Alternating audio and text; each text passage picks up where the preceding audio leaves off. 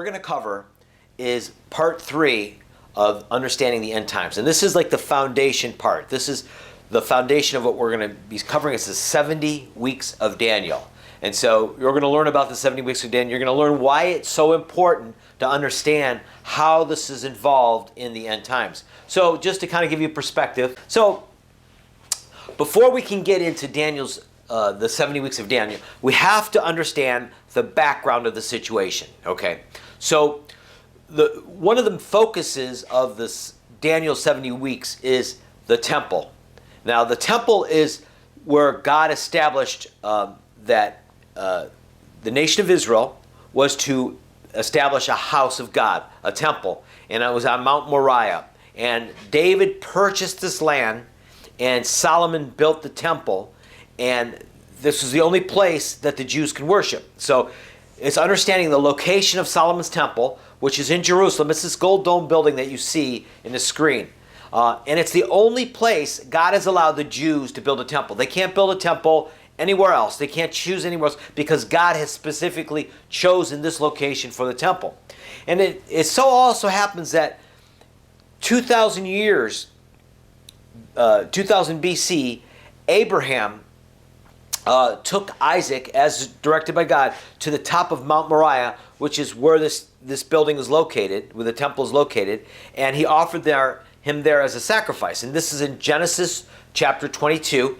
He was going to offer him as a sacrifice, and then the angel of the Lord prevented that sacrifice from taking place. And in the place of Isaac's sacrifice, a lamb was prepared. A ram was found in the thicket. And Abraham prepared that ram. And that was all a foreshadowing of the sacrifice that God himself would provide. Abraham was like a picture of God, and the son was Isaac, and Isaac was going to be sacrificed. So in the same way, God the Father is sacrificing his son on that very location. And so the situation today is, area is known as the Dome of the Rock. It's currently under what's called Jewish sovereignty. So that means the Jewish nation of Israel controls the area, but they've given stewardship of that area to the Muslims. Okay. Now, in regards to Islam, the Dome of the Rock is currently considered the third most holy place for Muslims. The first being Mecca, the second Medina, and the third Jerusalem, or the Dome of the Rock. Okay. And it's also, this site is also associated with Muhammad. Muhammad claims to have ascended up and to met with God and was given the instructions for Islam. Okay, Muhammad claims to have ascended up to heaven from the spot. And currently it's under Muslim control. It's been under Muslim control since 637 AD, when the Muslims conquered Jerusalem from the Byzantines, except for a small period during the Crusader period. And then when the Jews took control of the Temple Mount in 1967, they basically continued Muslim control over the area, Muslim stewardship over the area, but the Jews have ownership. It's kind of like if you consider like a mall. Someone owns the mall, but someone leases the site in there on the mall, so they kind of like have the stewardship of that location, but there's a mall owner. So in other words, Israel claims that they own it, but they're allowing the Muslims to currently use it with their purposes. And that's a quick rundown of the temple to this a little more detail. Okay, so here's the problem. The problem is that the Jewish nation and the Jewish people understand the significance of this site. And currently, there's a growing movement in Israel to rebuild the Jewish temple. We see this right now being played out in Israeli politics. We have groups and parts who are part of the Likud party or aligned with the Likud party who have very clearly stated objectives of rebuilding the third temple. The Temple Mount is also on a site that's physically unstable. Okay, so if the Dome of the Rock were to collapse, because you have to understand the Dome of the Rock is actually a foundation. It's like a foundation wall that's built around Mount Moriah. So if you think of the mountain with a box around it, that's kind of what the situation is, and where the Dome of the Rock is like built on top of that box, okay, with the mountain, with that Mount Moriah kind of coming through the middle of the building, okay. And pressure is currently growing in Israel to tear down the Dome of the Rock. Now, the world wouldn't allow it. The world would be opposed to it. But there is pressure. There are people who do want to tear down the Dome of the Rock and rebuild the third temple.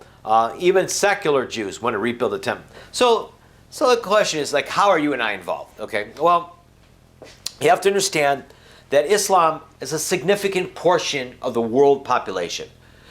There's over 1.5 billion Muslims in a world that has about 7 billion, 6 to 7 billion people. So that's a significant population. And Israel itself is a speck surrounded by Muslim nations.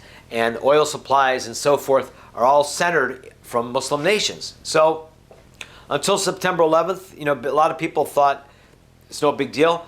But after September 11th, we saw the significance, and one of the reasons that September 11th was stated was that because of the Jewish nation of Israel, their control over that site was a stated issue. So we have, and Muslims see their inability to take back this site as a failure of Islam compared to the West. Military weakness, economic weakness, and spiritual weakness. And so we see the end results. We see nations such as Turkey and such as Saudi Arabia, such as Iran, all focused in on the site that we need to take back Jerusalem. Jerusalem belongs to the Muslims and this Jewish state that's sitting there. So this is how we're involved because we're dependent on oil as a nation. We're dependent upon the world situation. And even right now, as we see the coronavirus, we see how the whole world, when we drop a pebble here, the whole world is affected by its waves, whether we like it or not. So it's a world situation.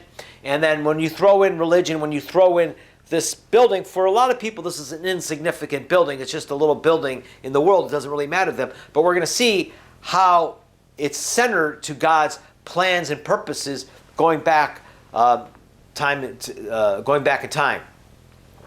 So, real quick, what is the 70 weeks of Daniel? Okay, the 70 weeks of Daniel is a prophecy written 2,500 years ago.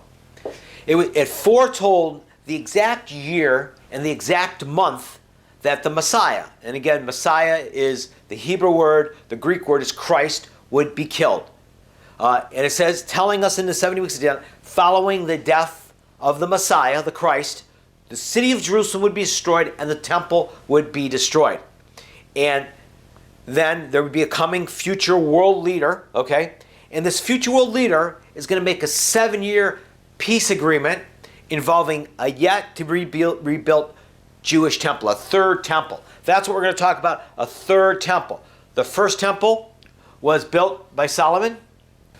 The second temple was built by Zerubbabel, and it was destroyed by the Romans in 70 AD. And following that, the Dome of the Rock was built on that location.